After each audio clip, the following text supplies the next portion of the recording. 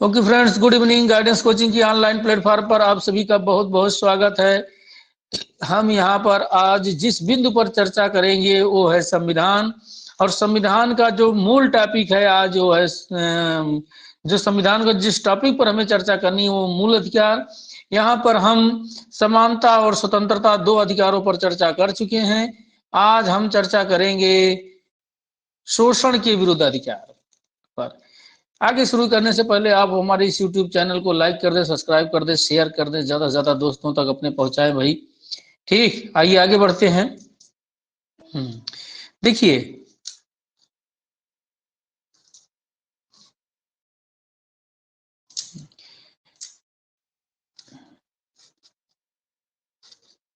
ये आपकी स्क्रीन पर अनुच्छेद 21,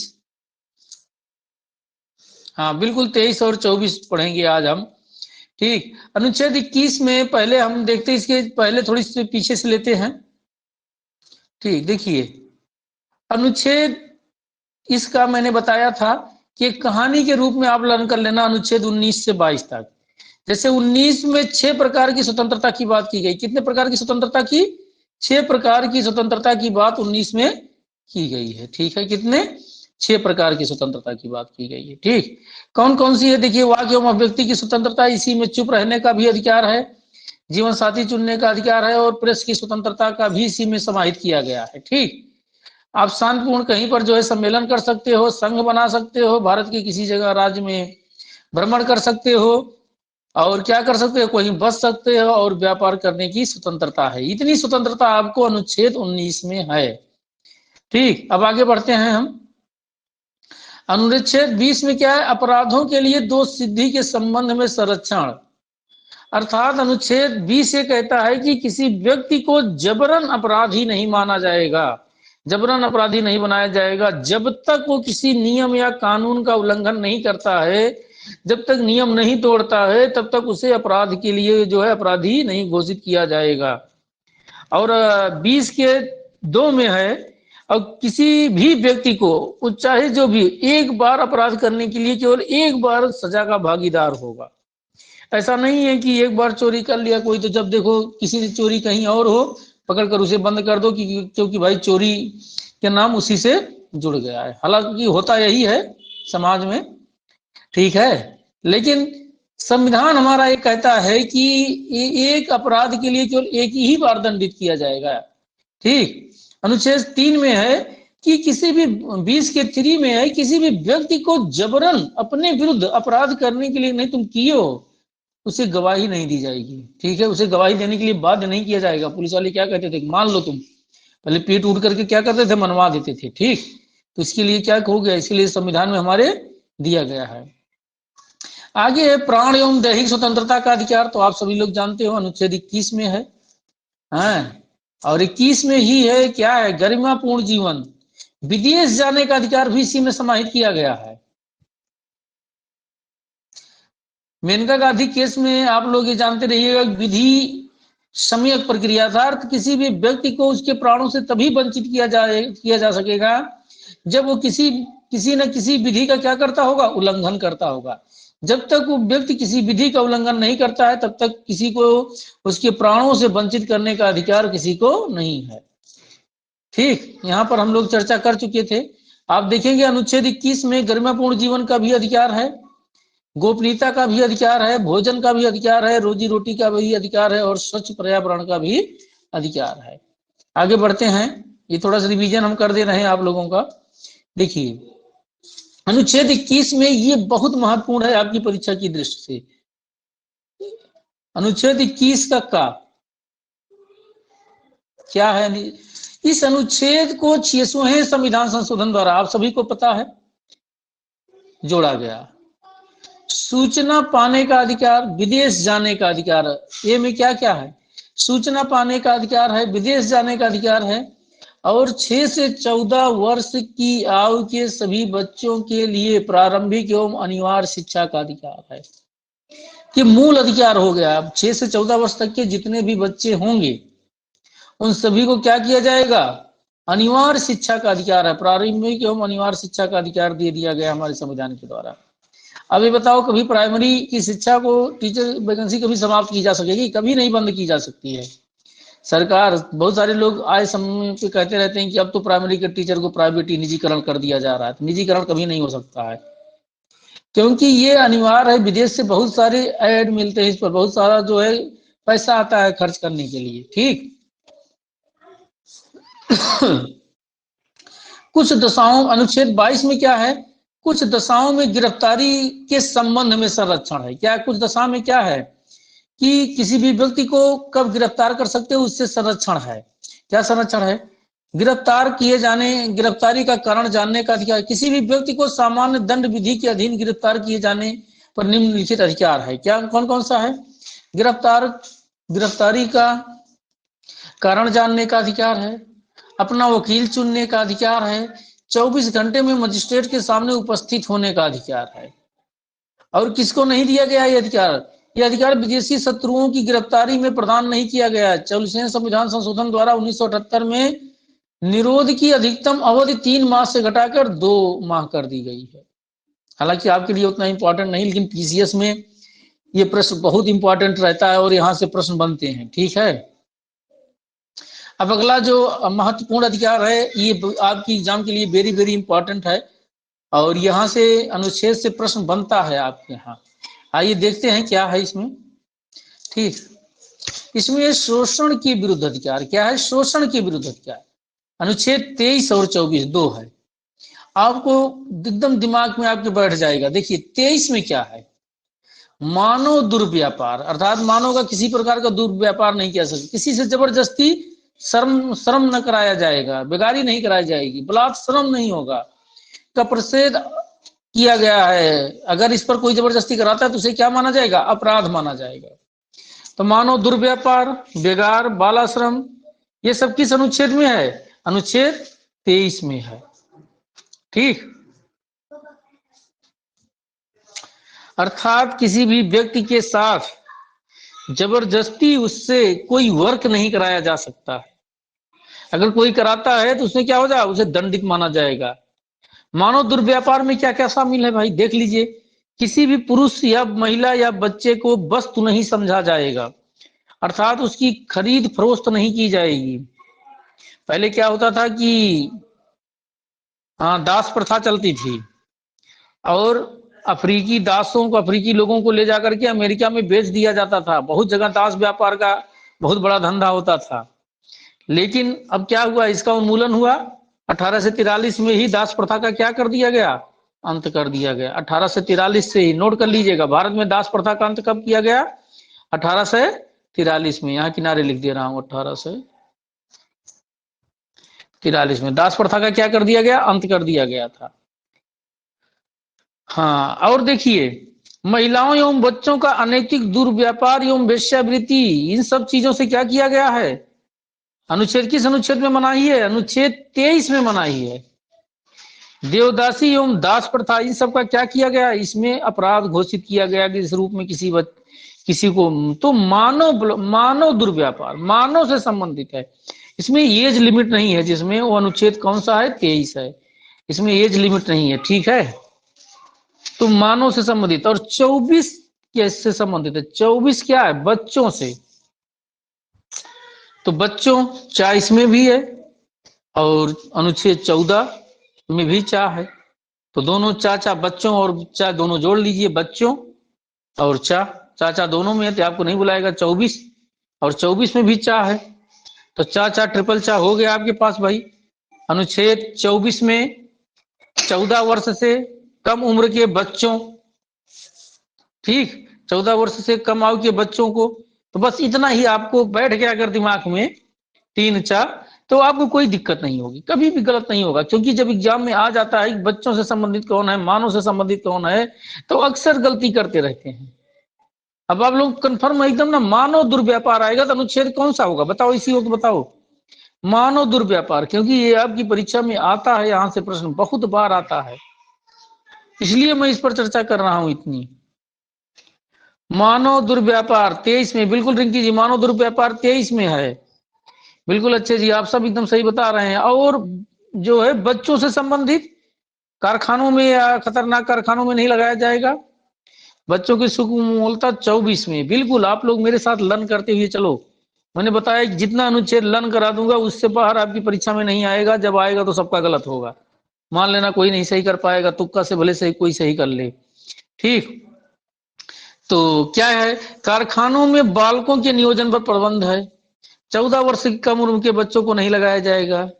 खतरनाक व्यवसाय में नहीं लगाया जाएगा, जैसे माचिस उद्योग हुआ, दिया सलाई उद्योग हुआ, बहुत सारे बच्चों को लगा दिया जाता था।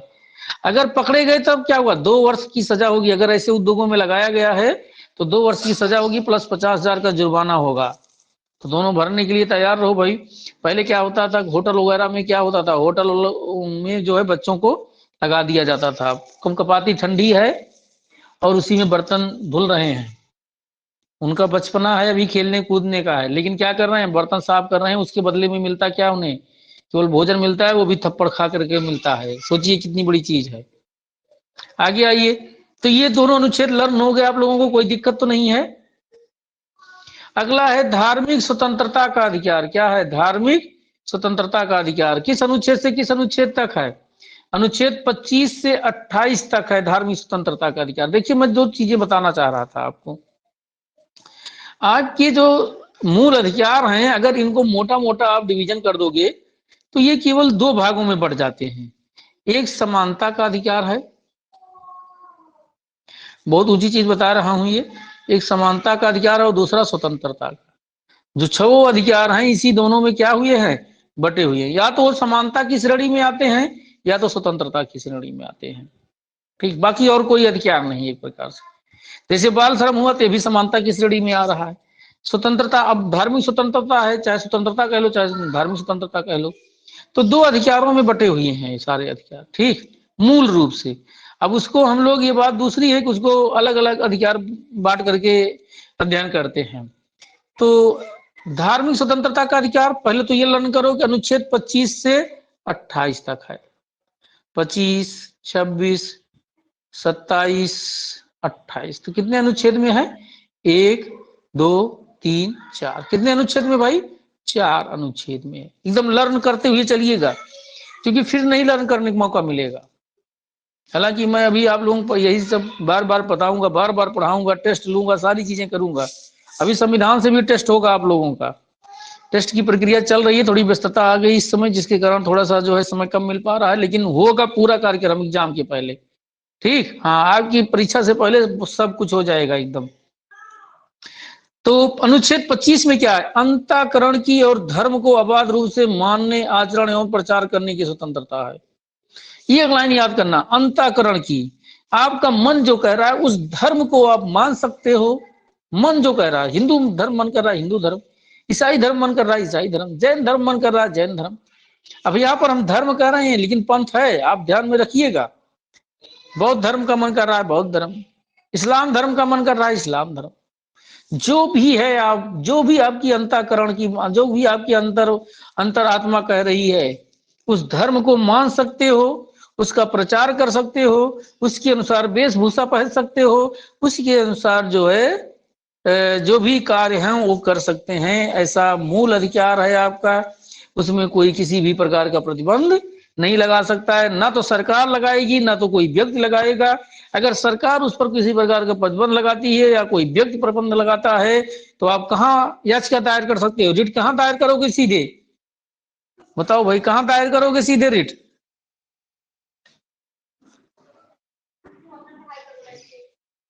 सुप्रीम कोर्ट में या हाई कोर्ट में। ठीक है, हाँ, सुप्रीम कोर्ट में या हाई कोर्ट में। सुप्रीम कोर्ट में किस अनुच्छेद के तहत, अनुच्छेद 32 के तहत सुप्रीम कोर्ट में, अनुच्छेद 32 के तहत सुप्रीम कोर्ट में, और अनुच्छेद 36 के तहत 226, सॉरी 226, इसको मिटा दो भाई। हाँ, 226 के तहत कहां पर, हाई कोर्ट में। बिल्कुल सही बताया आप लोगों ने। ठीक,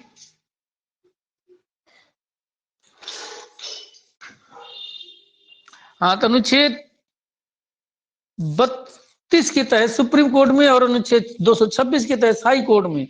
अगर आपको कोई मना करता है तो आप क्या कर सकते हो, सीधे यार क्या दायर कर सकते हो, रिट दायर कर सकते हो।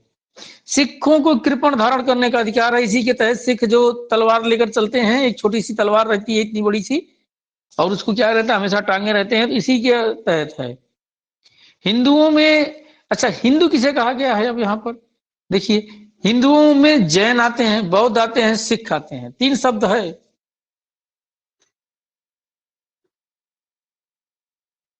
बारह पता नहीं क्या लिखा है, लेकिन 3 को आप मानिए। हिंदू क्या, जैन क्या है, हिंदू हैं।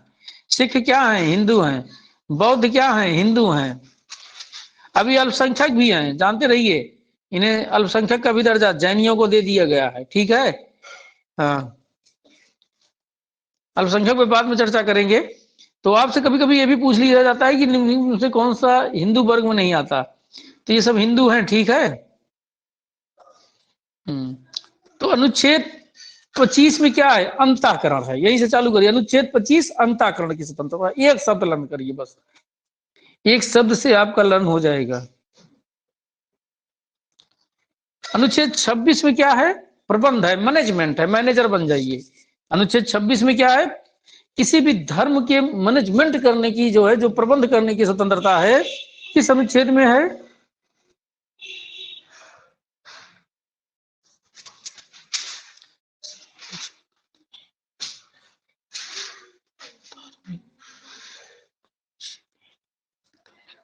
हाँ धर्म निरपेक्ष ही है हमारे यहाँ। हमारे यहाँ संविधान में क्या है, धर्मनिरपेक्ष की बात की जाती है। मैंने भी जब प्रस्तावना आपको पढ़ाया था तो धर्मनिरपेक्ष ही बताया था। हमारा संविधान या हमारी सरकार या जो कुछ भी रहती है वो क्या रहती है, धर्मनिरपेक्ष होती है। धर्म से निरपेक्ष मैंने बताया था, अगर आप पहली क्लास में रही होंगी तो आपको पूरा खूब अच्छी तरह से समझ में आ गया होगा। क्योंकि शुरू से अगर नहीं समझ में आया है तो आप मेरा वीडियो यूट्यूब पे देखिएगा, सब लिखा हुआ है प्रस्तावना के नाम से, ठीक, वहां पर आप जाकर देखेंगे तो खूब अच्छी तरह से आपको समझ में आ जाएगा, कोई दिक्कत नहीं है। धार्मिक कार्यों के प्रबंध की स्वतंत्रता, तो प्रत्येक व्यक्ति को या प्रत्येक सिटीजन को कहो, नागरिक को कहो, व्यक्ति ना कहो, नागरिक कहो, प्रत्येक व्यक्ति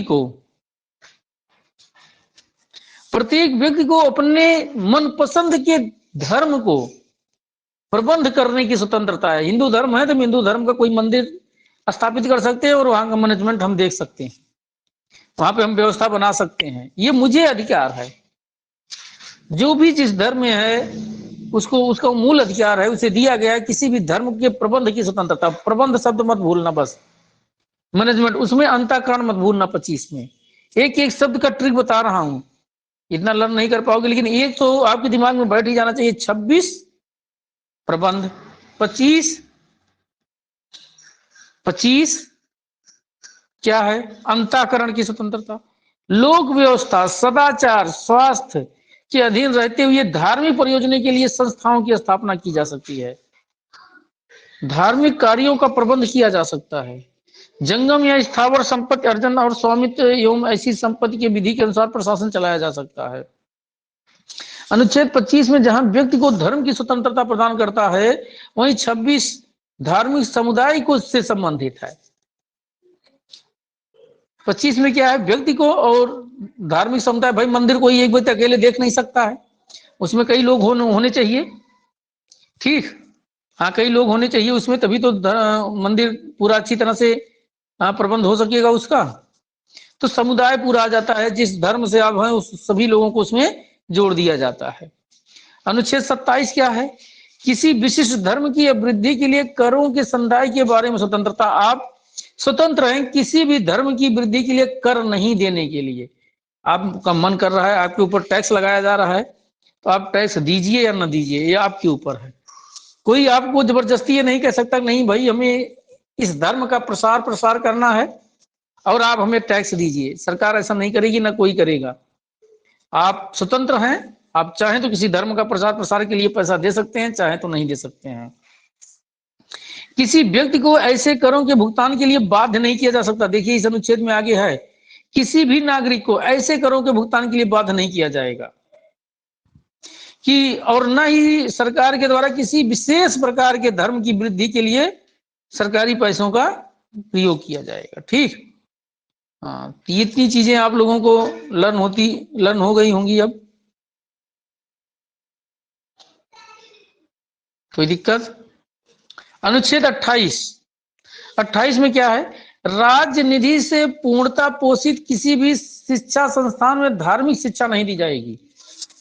अर्थात राज्य द्वारा राज्य किसी भी शिक्षा संस्थान को यदि पैसा दे रहा है या उसका ऐड आ रहा है, उसको कुछ ना कुछ मिल रहा है, टीचर है वहां पर, तो उस संस्थान में ये प्रतिबंध होगा कि वो किसी विशेष धर्म से संबंधित शिक्षा नहीं देगा, सभी धर्मों से संबंधित शिक्षा देगा, या जो आपका जो उसमें निर्धारित किया गया सिलेबस, उस सिलेबस के अनुसार शिक्षा देनी है।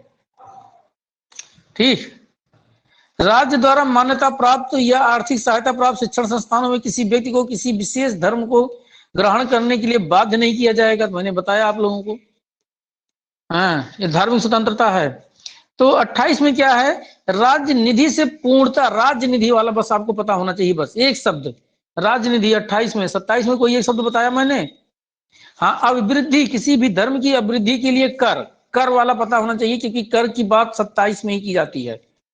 अब कर के लिए, कर न देने के लिए आप स्वतंत्र हैं। तो 25 में कौन सा शब्द आया आपके लिए? अंताकरण। 26 में प्रबंध, 27 में टैक्स या कर, और 28 में राजनिधि से पूर्णता पोषित किसी भी संस्था में धार्मिक शिक्षा नहीं दी जाएगी। तो राजनिधि वाला आ गया, राजनिधि आपको लर्न होना चाहिए। ठीक, एक एक शब्द लर्न करेंगे आप, नहीं तो भूल जाएंगे। राज्य द्वारा मान्यता प्राप्त या आर्थिक सहायता, ये तो हो ही गया। किसी भी व्यक्ति को उसकी सहमति से धार्मिक निर्देश दिया जा सकता है। ऐसा नहीं किसी को बैठा लो, हाँ, किसी दूसरे धर्म का है उससे बैठा करके क्या कहिए, आज मैं अपना प्रवचन सुनाऊंगा तुम्हें और तुम्हें सुनना पड़ेगा, ऐसा नहीं कर सकते हैं आप। वो स्वतंत्र है, वो उसका मूल अधिकार है, चाहे जिस धर्म को मान सकता है। ठीक, चाहे जिस धर्म को ग्रहण कर सकता है। ठीक, किसी को बाध्य नहीं कर सकते हो। तो भाई आपके लिए धार्मिक स्वतंत्रता समझ में आ गई होगी।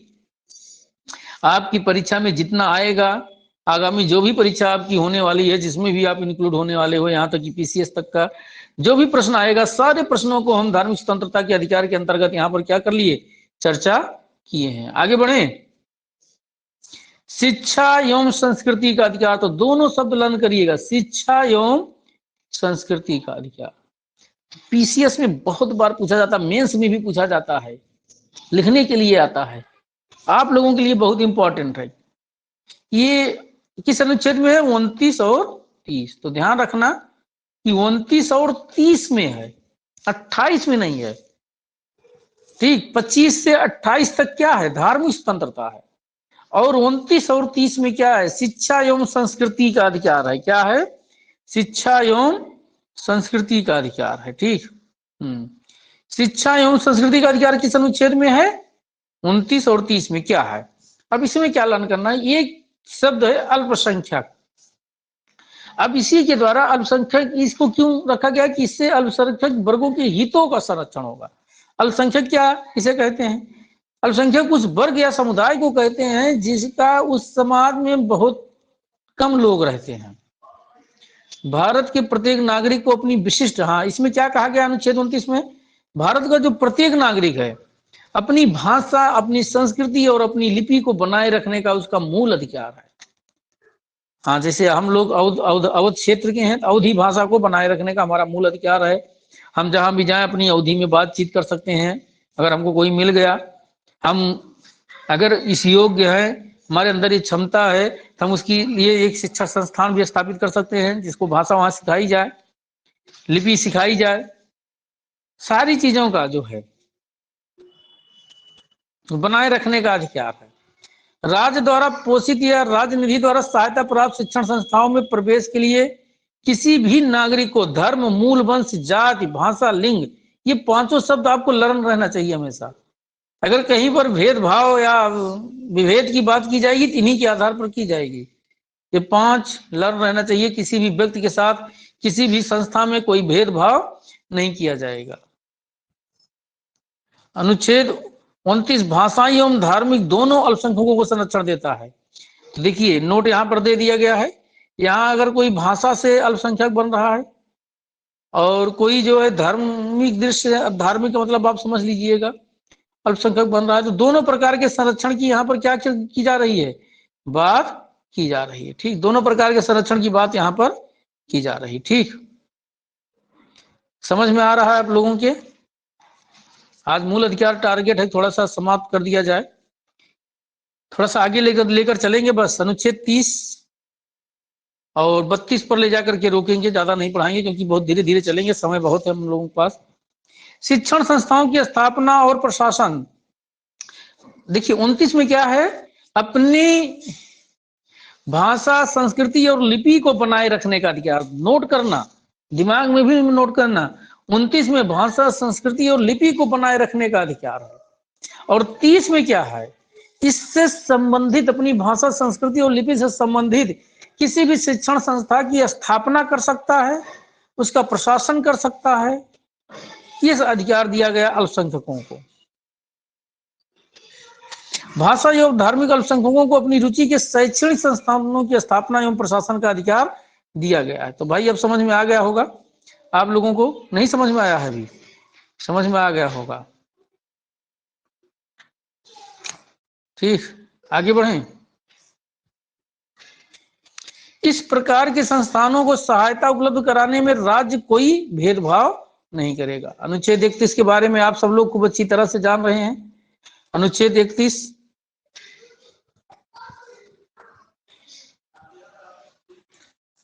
संपत्ति का अनिवार्य अर्जन, इसे क्या कर दिया गया है, इसे 44वें संविधान संशोधन द्वारा 1978 में भाग 12 के अनुच्छेद 300 के क में विधिक अधिकार बना दिया गया है। तो भाग 12 नोट करिएगा, भाग 12 में रख दिया गया है इसे, और 300 के ए में, दोनों नोट करिएगा, भाग 12 और 301 या ए, कुछ भी कह दीजिए। क्या कर दिया गया और किस प्रकार के अधिकार बना दिया गया? विधिक अधिकार। कब? 1978 में, 44 अमेंडमेंट। ठीक, तो लर्न आप लोगों को पता ही है। और सबसे महत्वपूर्ण अधिकार कौन सा? ये सभी अधिकार बेकार हो जाते अगर अनुच्छेद 32 ना होता तो। सभी अधिकारों का कोई मतलब नहीं रह जाता अगर अनुच्छेद 32 नहीं होता। संवैधानिक उपचारों का अधिकार, अगर इन अधिकारों में से किसी भी अधिकार को कोई भी व्यक्ति आपसे छीनता है या उसे सीमित करता है तो आप सीधे हाई कोर्ट, सुप्रीम कोर्ट में याचिका दायर कर सकते हैं। किस अनुच्छेद के तहत? अनुच्छेद 32 के तहत। उच्चतम न्यायालय, सोचिए, सीधे सुप्रीम कोर्ट में जा सकते हैं आप। और इसी कारण जो है भीमराव अंबेडकर ने इसे क्या कहा था? इसे संविधान की आत्मा कहा था। अगर आप इन अधिकारों, बिल्कुल अजय जी, इन्हें संविधान की आत्मा कहा था। अगर आपके इन अधिकारों का कोई हनन करता है, कोई छीनता है, कोई कम करता है, तो सरकार क्या करती है? 5 प्रकार की रिट जारी करती है। क्या करती है? ये बहुत इंपॉर्टेंट है, पीसीएस और आईएएस में यहां से प्रश्न बराबर आते रहते हैं। 5 प्रकार की रिट जारी करती है। तो रिट आज ही पढ़ा दें आप लोगों को, किसी को कोई दिक्कत तो नहीं है? क्योंकि ये थोड़ा सा कठिन है। आज रिट हम रिकॉर्डिंग क्लास बंद करके पढ़ाते हैं, कल फिर पढ़ा देंगे तो आपको एकदम लर्न हो जाएगा। ठीक है, ओके ओके ओके, पढ़ा दे रहे हैं।